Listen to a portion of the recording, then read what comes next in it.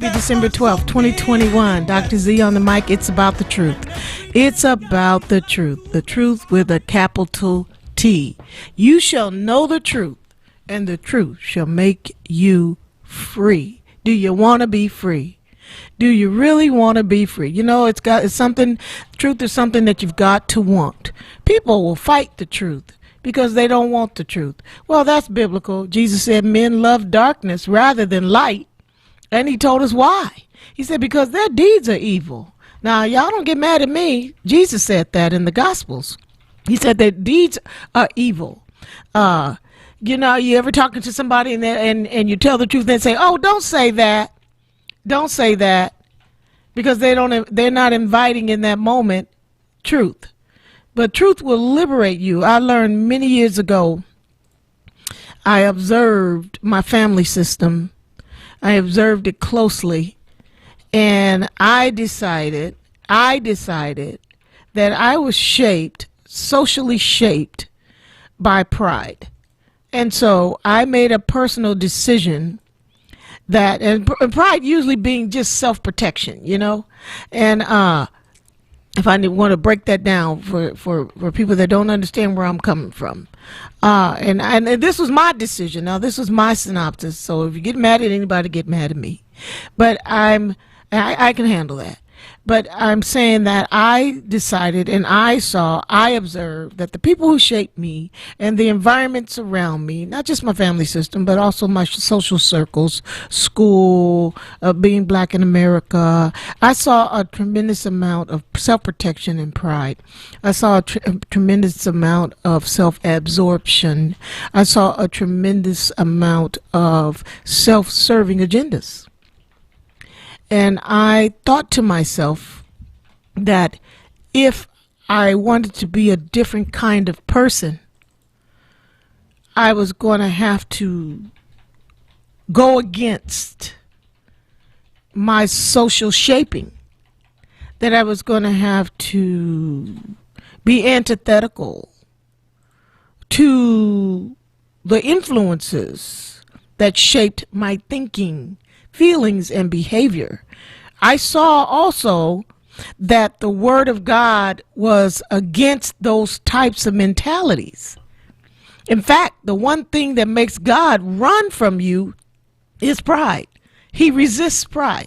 So you resist something, you do the opposite, right? You don't embrace, you pull away when you resist. You want God to pull away from you?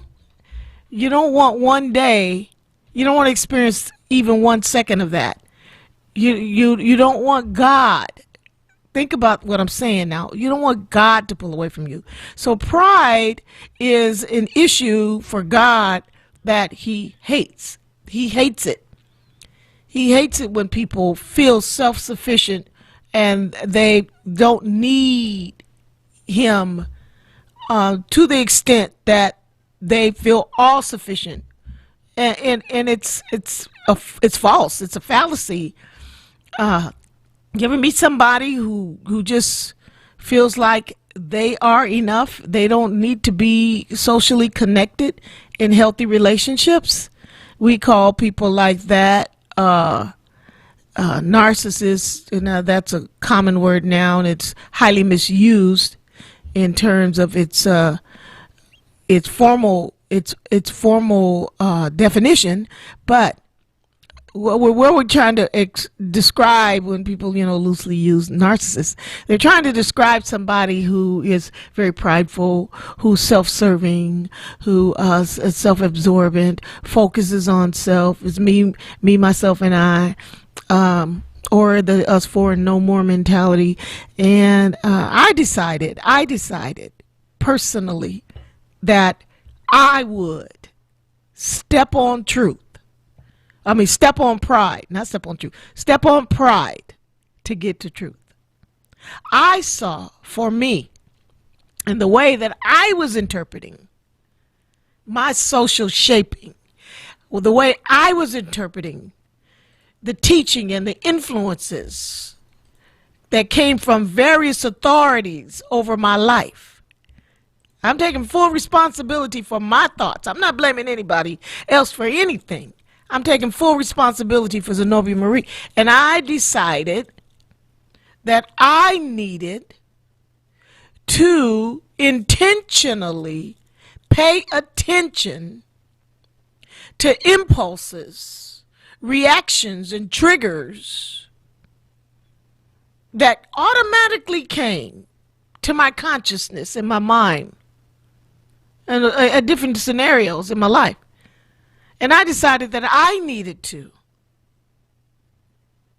go in the opposite direction and resist pridefulness, resist the need to self-protect. I tell people all the time, because, I'm very vocal about in 2020 and how I went into therapy in 2020. It was the best decision I ever made. It was the best, Rashida's the best investment I ever made in my life. One of the best was paying for somebody who had more intelligence and education than me to help me with me. I never spent that kind of money on myself. I paid almost like $180 a week on a therapist. A week. And I did it for a year. Yeah, I spent that kind of money on me. And let me tell you something, what it did. I'm going to tell you what it did. It changed my need. It actually, therapy for me gave me a sense of confidence, because I was getting all these old feelings out and old offenses out, and she was helping me with my thinking. She was helping me with my thinking. And after a year, when I started assessing, is this working? There were two main things that I saw. One was that I was overall more calm. I had less anxiety in a general sense. I was just calmer. I drove slower. I was better. I just generally felt lighter and better. But the next thing that I noticed about me that made it worth every dime, I had less of a need to self-protect. I just didn't feel like when somebody gave me something critical or even coming at me in sideways or saying something derogatory to me, that I didn't feel like, to put up my dukes and get defensive and faint and fall out and have to get 5 or 6 people to validate my perspective and my story and run all around and try to get somebody on my side. I didn't have a need to do any of that. After a year of intense therapy, I was much more objective, even to hear somebody else's side or to view somebody else's side and see, hey, that's coming from you in your head, and I don't have to take responsibility for what comes out of you in your head. I have to take responsibility when it comes that my responses are my responsibilities. My responses to whomever comes at me with whatever perspective it is, that's my response. And what therapy helped me do is to respond more than react.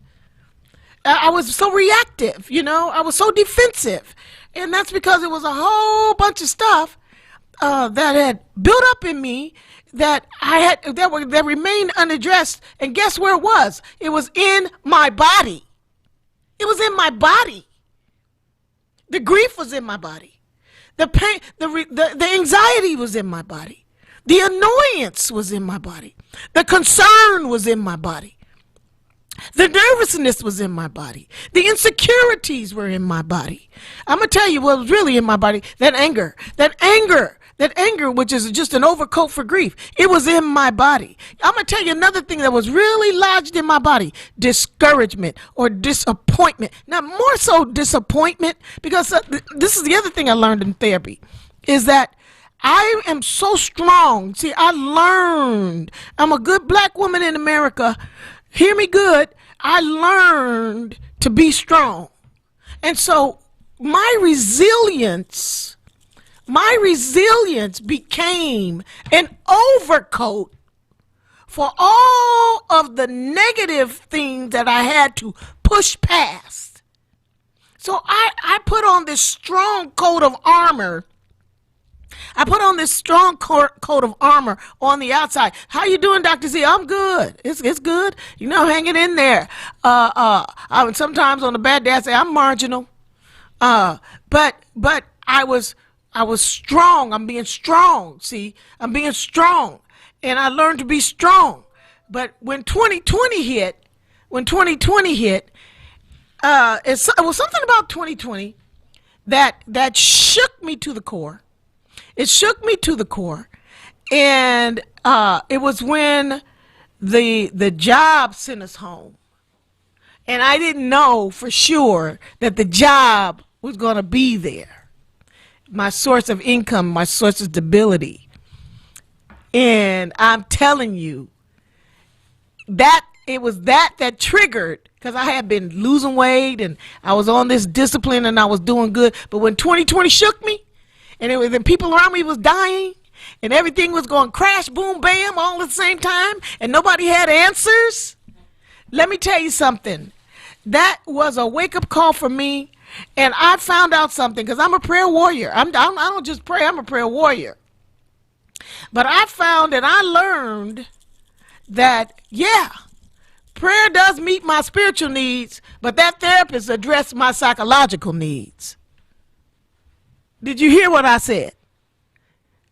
That therapist addressed my psychological needs. And it was okay. The prayer gave me grace. We're going to talk about grace. Y'all, Charlotte, say hi. Charlotte walked in. Hi. Okay, there she is. She's getting it together over there. And I also want to say Pastor Kevin is being a good dad today. He's got dad duties. And so he's family first and ministry is second.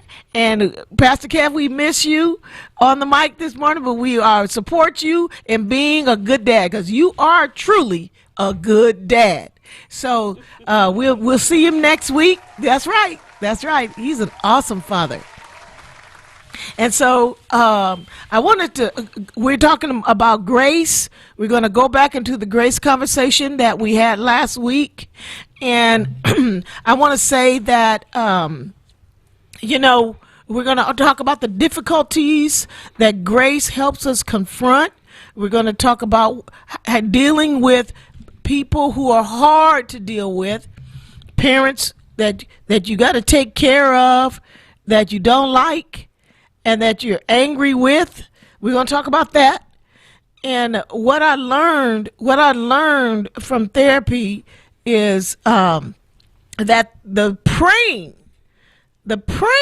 actually gave me the revelation that there was darkness there, that there was something wrong. But when the Spirit of God sent me to therapy, did you hear what I said? The Spirit sent me to therapy and had set up the particular therapist through me helping someone else. And that's another story, but I won't take time with it. But that particular therapist was the person that needed to help me. And so I ended up having to be on a waiting list. And I waited because I knew it was that therapist's assignment to help me. And Lord have mercy.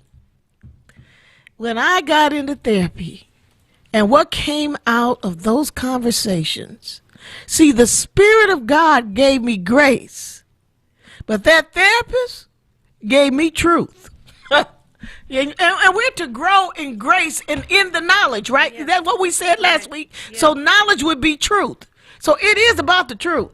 It is about the truth. And it was the truth that set me free. See, the spirituality didn't set me free like the truth did. I don't know. It might be somebody out there, Charles, who is struggling with whether or not they should invest in therapy. Oh. There may be somebody, because the world has shifted. Yes. We've shifted since 2020. We've shifted. Mm-hmm. And now we're at the end of 2021. So we're going on 2 years. And we have COVID-19, Delta, Omicron, And we don't even know what other variation or mutation may arise. It's going to come. Okay, Yeah. okay, I hear you. I hear you talking prophetically. And so we don't know what is yet to come. And then we're dealing with the fallout, Right. economically, of the chaos that 2020 created economically. So many people lost their sources of income. So many people lost the person who was the breadwinner. So many people lost the EDD, merciful EDD. Some people got the EDD payments fraudulently, and now they're having to pay back because the government is like an elephant. It never forgets. Okay, it's a paper trail. Paper trail is exacting standards. They got the numbers are exacting standards. Sooner or later, they're going to get around to you. They're paying somebody to fine you when the numbers don't add up. Okay, so I don't want to go deep into that, but it created chaos and crisis, right? And so, what did you do with all those feelings? What did you do with all that trauma? See, now we talk about trauma, and then we're gonna talk about managing the trauma. Okay. Okay, and so the Bible does give us the Psalms, and the Psalms are there to express the emotions and the feelings but guess what, y'all? The Bible is language, and that language is powerful truth. Just like that therapist was giving me. Now, the therapist has gone to school and psychologically learned and statistically measured methodologies that will, if she uses this method for the description of a particular problem, then if she uses Erickson's his opinion hypothesis says deal with the behavior, change the behavior. I think that's Erickson. Y'all psychologists that listen to me, put it in the chat if I'm wrong, put the right name. But I think it's Erickson that does behavior. And he says if you change the behavior, and you just keep changing the behavior and just keep doing something different, keep doing the psychology, the mind will catch up and the behavior will catch up with the motor skills of changing the behavior, doing something different. It'll change, and it has been statistically measured that that's true. And so that particular truth can set you free from a habit. Okay. From a habit. And so 21 days will change a habit. You do something for 21 days, what does it do? It's rewiring your brain. It's rewiring your brain. And then what do you need? You need a coach. You need a coach to get you through 21 days sometimes. Some people have endurance. Some people have strong wills. They're resilient. They have strong. They make up in my mind, I'm on day 15, pray my strength, you know. But the whole point is you're dealing with and managing truth in order to get what? Freedom. A result. So I'm saying to you today, truth sets you free. Don't just sit there in that discouragement and grief and disappointment, anxiety, anger, rage reside in your body. Clear yourself.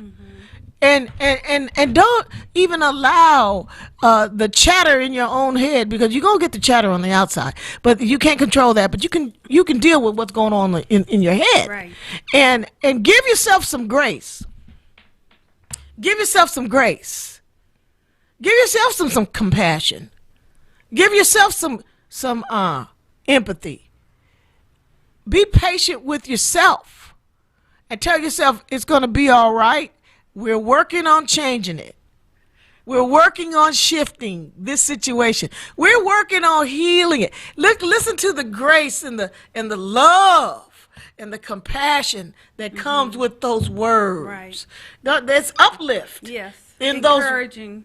they're encouraging, Yes. even when you're saying it to Right. yourself. Exactly. Maybe it doesn't have the same amount of power if you were saying it to me, Charlotte, or if I was saying it to you, because there's power in the connection. Right. But if all I have is me, Then it's important. It's important to. tell me why. Tell me why. Tell me why it's important. It's important to take a step outside of your situation and tell yourself it's okay, but it's going to get better. I'm working on it getting better, and then you have applied the tools. Get the necessary tools to help you make it So better. you need information. There you go. Is that the tools? Yeah. The tools is knowledge. Yeah. The tools is information. Right. Okay, so when I wanted to wear eyelashes, false ones, okay, and I didn't know how to do it, What you do, Google? YouTube. Yeah.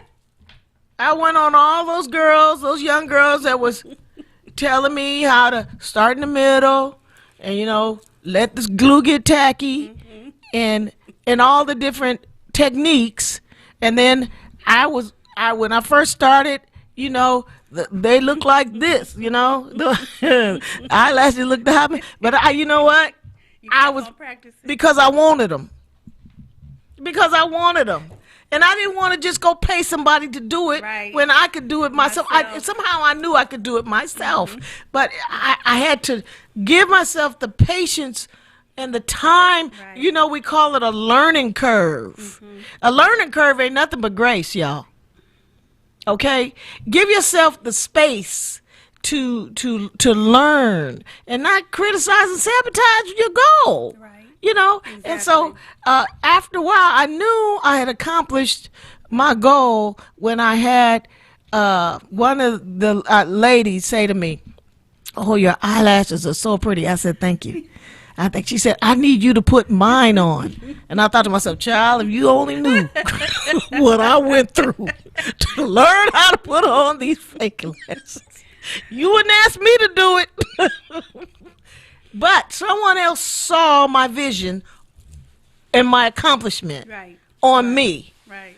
because I had to shop what kind, what shape, what size, this, that, and the other, Right, all right. that. It wasn't Exactly. simple, Right. but I was patient because I wanted it, right?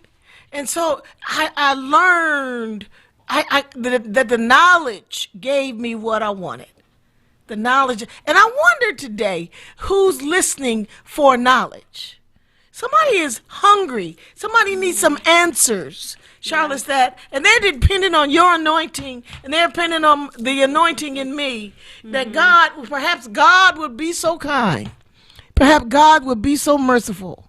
Perhaps God will come through with some truth today that they've been praying about. Yes. Seeking for, yeah. Yeah. Asking for, yes.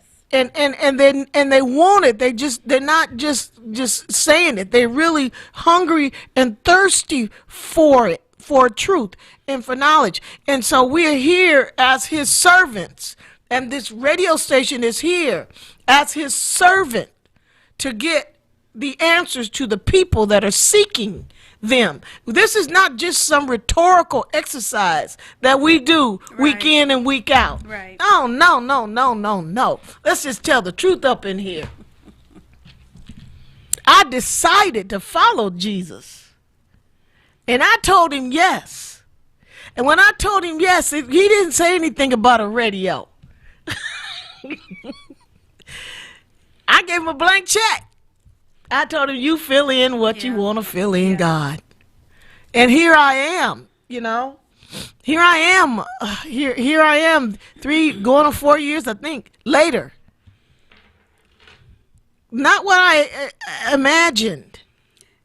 Go ahead, Charlotte. Let me ask you a question for your listeners. You're saying that you gave God a blank check. Yeah. That's a metaphor. Uh-huh. I understand.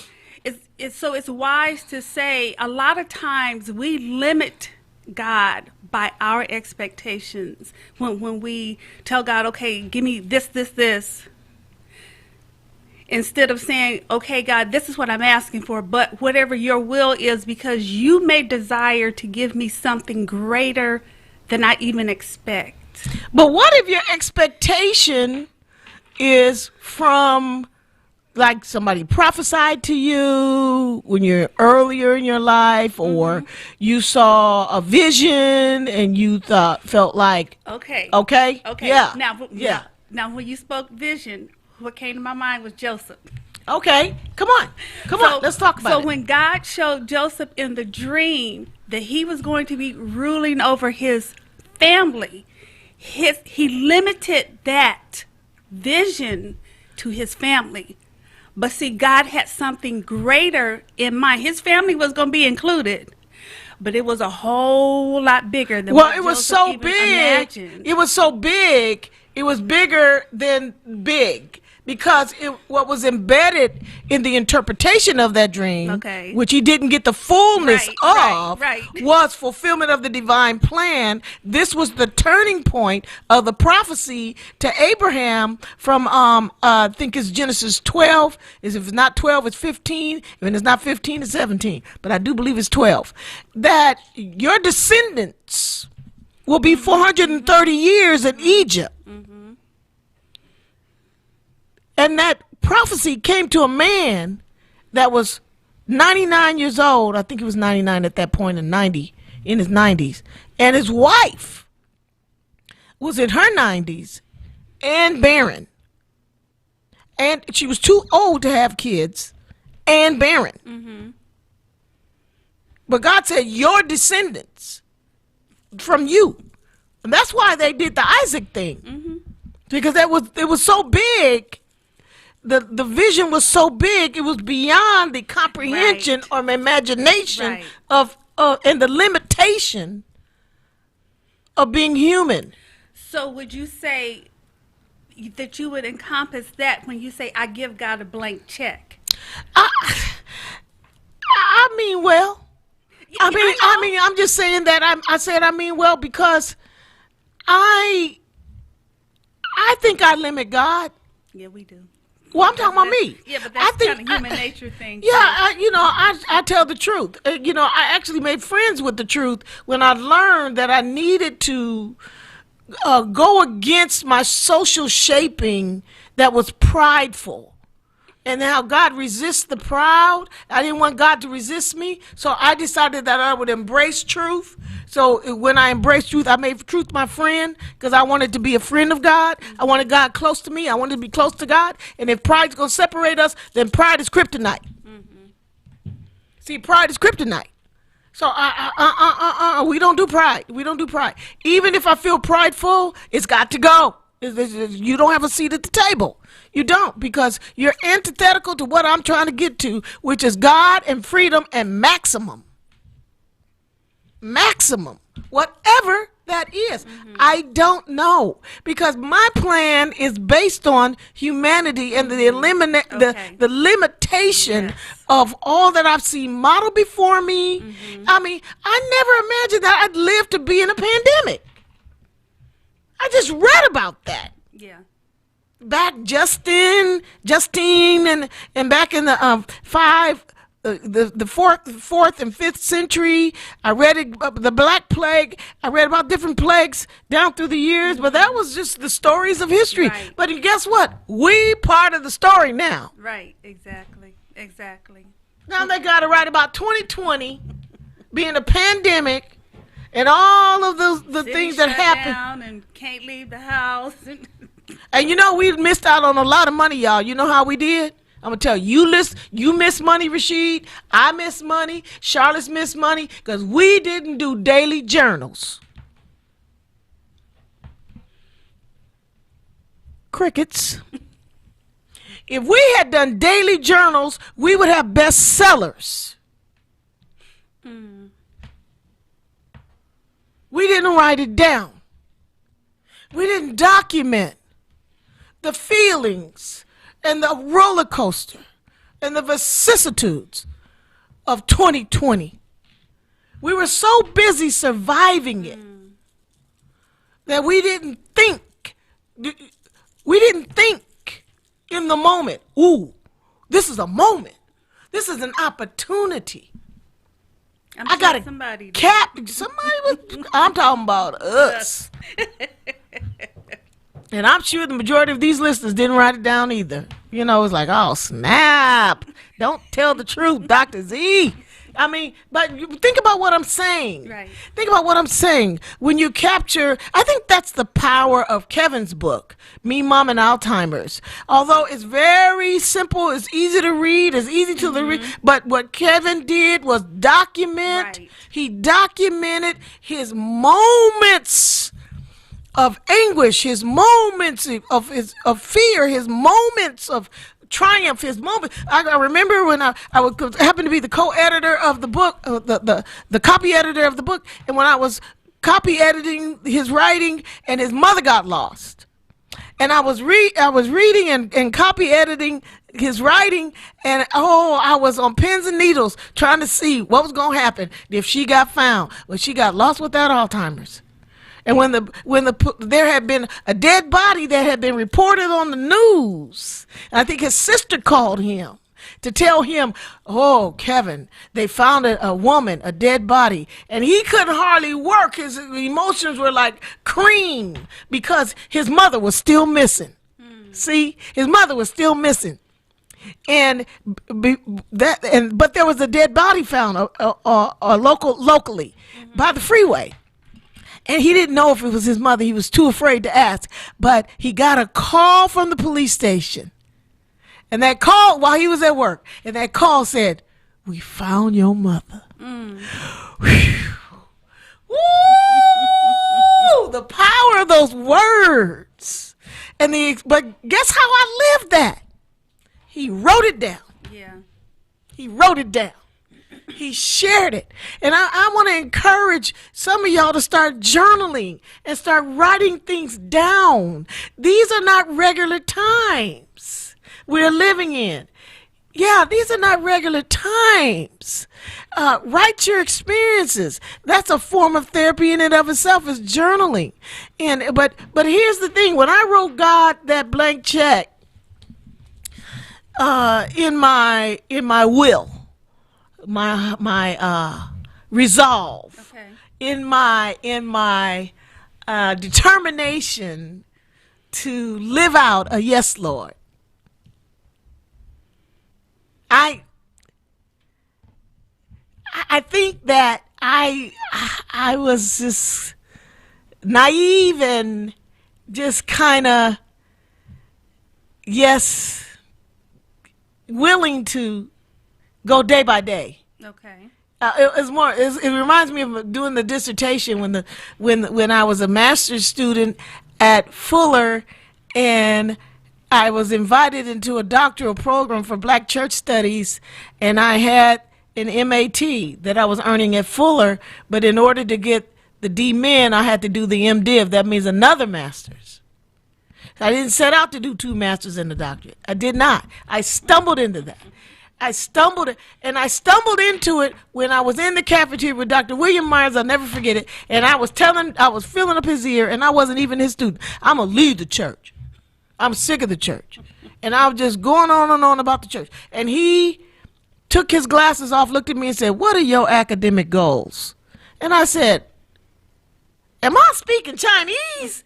What in the world is he asking me? I'm going on off about the church, and he's asking me what my academic. And then he offered me a place in his program on Black Church Studies for Ashland Theological Seminary, the top seminary for D-Mins in the country. But I was offered this prestigious seat at the table by this prestigious scholar when I was at my worst. Because I was disrespectfully, naively and sincerely and frustrated and as wrong as a pig with side pockets. Because I was complicit. 2 wrongs don't make a right. And I could not find my behavior justification for my behavior in the word. See, because I was beyond just being frustrated with the church. I was putting my actions and my future to my disgust outside of the leading of God. The Lord wasn't leading me to leave the church. Zenobia Marie was leading herself. And so if my discipleship doesn't allow for me to get on Facebook or to get in any scholar's ear and blast pastors. I don't care if they are wrong. It's not my place. Mm-hmm. It's not my place. It's not my place. People need to stay in their place, because we do have a place. We do have a place. And if the Lord and the Holy Spirit is not leading me to say words to another person, words of correction, that person can tell me where to fly a kite. That person can actually let me have it. In terms of, you don't have the right to be correcting me and checking me. Who do you think you are? Are you the God police? I don't think so. That's right. And who was I to judge another person's behavior, and especially in authority? Yeah, I can look and critique it and see that it's off, it's less than. I can go, God, my God, why? I can go to the Lord and pray about it and talk about it to the Lord and say, Lord, you allowing this pastor to do this? I don't understand. And take it personally, like I would sit and talk to my parent about a sibling. I have the power of voice, but it's like I was telling my 17-year-old granddaughter this weekend. It's not the fact that you don't have your voice, it's how you use it. Right. You need wisdom of how to use it. Yeah. In order to be effectively heard, and in order to stay in your lane and walk appropriately amongst people and build your own character. But the grace of God and the calling of God outweighed my lack of knowledge and my naivete, and he invited me higher in the midst of my rebellion. Now that blows my mind. But even then, even with all of that, and I said yes. I said yes to God. I saw that I was being offered something. I didn't know what I was doing. I did not know what I was doing. And especially when I had that doctorate and I started writing for that doctorate. When you're talking about being lost, I didn't know what I was doing. And I had people that did not have a doctorate trying to give me advice. Oh my goodness. Man, it wasn't easy, but you know what God did? He sent people. Mm-hmm. He sent people to me. He sent people that helped me, that got me through every hiccup. When I look at that journey, I'm very humbled. And when when you do a doctorate degree, you start off with a proposal, and the proposal is your roadmap. And you write. I like writing the table of contents first and then filling in the book. Okay, your proposal is your table of contents. What you're gonna accomplish in this statistical work, because it's statistical work when you do a doctorate degree. You turn words into numbers, and numbers are exacting standards. But anyway, what I'm trying to convey is, I didn't know how to write the proposal, and I was going by my advisors and my mentors' instruction, and my mentor was showing me how to start the writing, and what to write about, and then how to start the research and start the writing. And you know what I did? When I was writing on identity formation in preachers' kids, something I know about. Okay, if you do a doctorate, you want to do something you know about. Okay, identity formation in preachers' kids. I blasted my parents. Yeah, I did that. I blasted my parents. I criticized my parents. I blamed my parents in my proposal. I sure did. And by the time I got to 250 pages, and I'd done all the research and the interviews of all of those preachers' kids and the stories that those preachers' kids told me, the things that they had experienced being preachers' kids. Charlotte, I was embarrassed. I was apologizing to my parents. I was thanking God for them for being such great parents. And that leads me to what we were talking about last week about caregiving for difficult parents or people that you don't want to. We talked about Joyce Myers and grace. And it was truly God's grace and his hand that filled in the amount on that blank check when it came to my life and the direction my life. See, because I didn't see myself as Dr. Z. Dr. Z is a brand that Minister Noni Robinson gave me when the Lord sent Noni to help me get the radio ministry up and up, because she has expertise, see, that I needed. But God sent Noni to get me started, to help me on my way. And she told me who I was by God's anointing. Okay. And it's all about your team, and it's all about who you connect to. It's about the community. And if you are self-absorbed and if you just into yourself, then you're not available.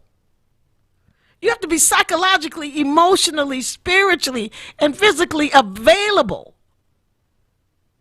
to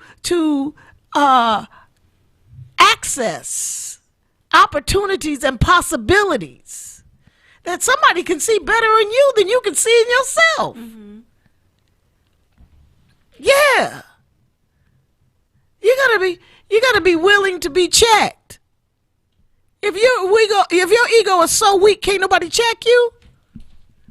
If you are that self-protective and you can't nobody check you, you're limited by your self-protection. You cut off the possibilities for opportunities for growth and maturation. We want to deal with what comes with what's embedded in the difficulty. You know, God allowed Joyce Myers' father when he got sick, and she became the Joyce Myers, all over the world, filling up stadiums. And here comes her violator. I mean, he violated that girl. Ooh, the way her father did her. I was like, don't do it, Joyce. But she's married now, and she's become the Joyce Myers, and the Holy Spirit sends her oppressor in her house. Wasn't it you that said that God will use the, Charlotte, wasn't it you that said the situation that violated you to heal you? He'll send you right back to the same scenario. He'll put you right back. For example, if you are a person that needs if you're a person that needs to change the habit of gossip, and you just got it in you that you want to guess what I heard, guess what I saw, and you just got to speak on it. You got to speak on it. God will send to you. Who will God send to you to be that mirror? Will he send another gossip? If you're a person that needs to get over anger and anxiety, who does he send to get so that you can see your anger and anxiety? Somebody full of anger and anxiety. Worse than you. Say that, Charlotte. Say that. Worse than you. Okay, why? Why worse than you? Because I feel like it will, at some point, it will help you. It will help once you see them, then you're going to go like, am I like that? No, but what happens is you just talk about them to other people. Well, yeah, but then too. You know what I'm saying? Yeah, but then too. Like, ooh, so get on my nerves. I can't stand her. And okay, but then once you start talking, and now Stormy O. Martin, I believe she wrote the book series Power of a Praying Woman. Okay. Oh, that's right. Stormy or Martin. She Okay. started, God, my husband, you need to fix him. You need to do this. You need to do that. And he this and he that. And when she got through, when she got quiet, God said, well, I need to work on you first. And she was like, oh. Yeah, I read all of her books. But she was like, yeah. And once he started working on her, then she saw the issue wasn't her husband. It was her. And he was a mirror. There you go. Of her darkness. Exactly. And so the cheap way out was just blame him because she's and not. God, fix him. Don't fix me, but fix him. Well, okay. Was she wrong in her assessment of what she saw in him? Probably not, but that's the hard part. Yeah, that's the hard part right there. Let's sit there for a minute. Okay. Let's sit there for a minute because I just talked about blasting pastors. Okay. Am I wrong in my assessment of what some of the pastors are saying and doing? Am I wrong? Is this in my imagination? I would say probably not. But then a lot of times maybe it's time for you to move. See, it's like, okay, you've grown all that you can grow. And this is just me talking about me. You've grown all that you can grow. I was at a place for 33 years. And when I say the Lord grew me up there, the Lord grew me up at Tower. When you say grew up, how did you grow? You're not talking about physical. You're talking about spiritually. And you're talking about your character and attitude. Exactly. Patience. All those virtues. Yes. But it happened over a period of 33 years. I think that's about how long Jesus was on the earth. Okay, I'm just saying. And once my assignment there was done. Now, who determined that? God did. Okay. But the Lord made me aware. This is why you're experiencing the feelings that you're experiencing now, because it's time for you to move. Because maybe the thing that was the rub, that person that was the rub, or those things that were the rub, they were always there. And it didn't change, you did. Yeah. Right? And so over a protracted period of time, the grace that was given you to be there for your healing is exhausted. That grace, you don't need that grace anymore, because the grace went from the outside to the inside. Hallelujah. And so now you go on to the next lesson. Exactly. You go on to the next level. You go on to the next, and you start over somewhere else, right? In another area of growth, or discipleship. Right. Yeah, it makes sense. And then the other thing, just to be clear, you don't look back with resentment, but you look back and say, okay, but look where I came from, and God, I thank you for being in that place. Right. You have gratitude. Exactly. And you have actually humility. When I think about how I was with that academic journey, I'm very humbled by that. I'm almost embarrassed, but I know not to be embarrassed. But would you call that growing in grace? That maturity? Would you call that growing in God's grace? Where okay, I'm here, and God is giving me the grace that I need to be here, to grow, to do to mature as a Christian, to become knowledgeable, grow in my relationship with Him, grow in my relationship with people. And then now that I'm no longer there, okay, He's giving me grace for the next thing. But you know what humbles me more than anything? Two things is, when I look at myself and where I'm from, Okay. my ancestors were hanging on a tree like strange fruit. Yeah. And they weren't allowed to read and write by law. The 1740 Negro Act did that.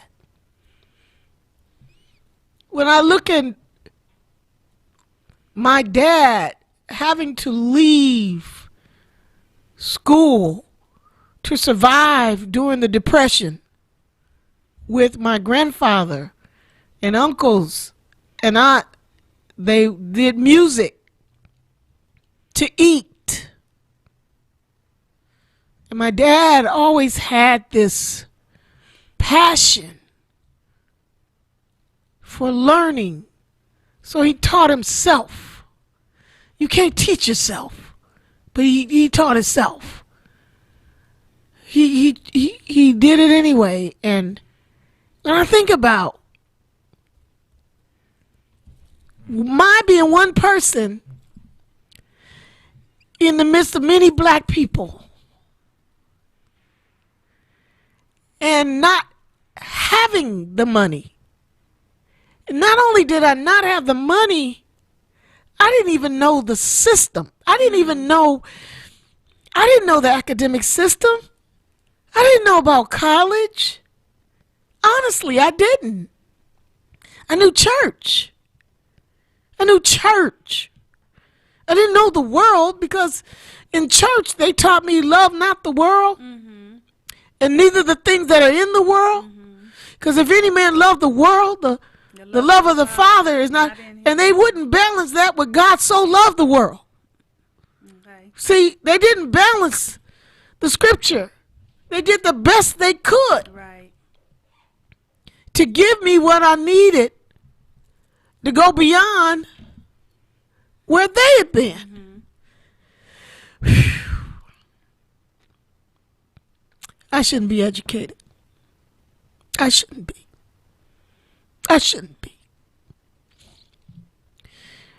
Degree completion. I had good grades. My grades were like 3.9, you know, because I always struggle with math. So that's their point, you know.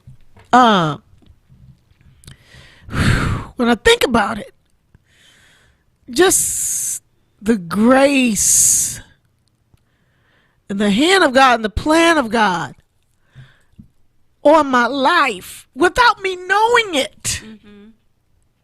He put me where he wanted me to be, to use me, not for me, for himself. Right. Exactly. So how could I be so arrogant, disrespectful, or entitled to feel like I could take the mercy and the blessing of God and flip it and make it about me? How could I do that? How could I do that? I know I'm an exception. I wonder if I'm talking to anybody who's an exception today, and you don't get that. The reason why you're the different one in your family is because God made an exception out of you. Yes. And it's everybody acts like that except. When you're an exception, is everybody except. And can you be grateful for being that exceptional, that everybody except? And what you got to do is find people who are other exceptional people. And so you can find your seat at your table. Because, you were put at a table doesn't mean that that's your table for your life. That table got you started. It got you here. But, everybody going this way. But God said, no, but you accept. I take you another way, another direction. And I put a grace on you that whatever comes your way, you will overcome it because I will be with you. Yes. And so what is the most important thing? What is the most important thing? You got to make sure that air does not become between you and God. You can't afford to be prideful. You can't afford it. You can't afford to have lack of knowledge. You need to fall asleep with the Bible on your hand, on your chest, and fall asleep with a book in your hand. Oh yeah. And now you don't even have to read it. You can listen. You can go on YouTube and listen. You can seek ye the Lord while he may be found. Call upon him while he is near. Let the wicked forsake his ways, the unrighteous his thoughts, and turn to the Lord, who will abundantly pardon.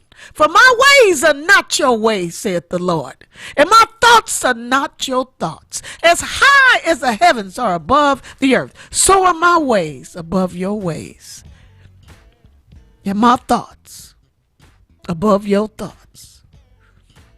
Nearer, my God, to thee, nearer to thee. Even though it be a cross that raises me, still all my songs shall be nearer, my God, to thee. This is Dr. Z. This is Evangelist Charlotte Williams. We out. We'll see you next week.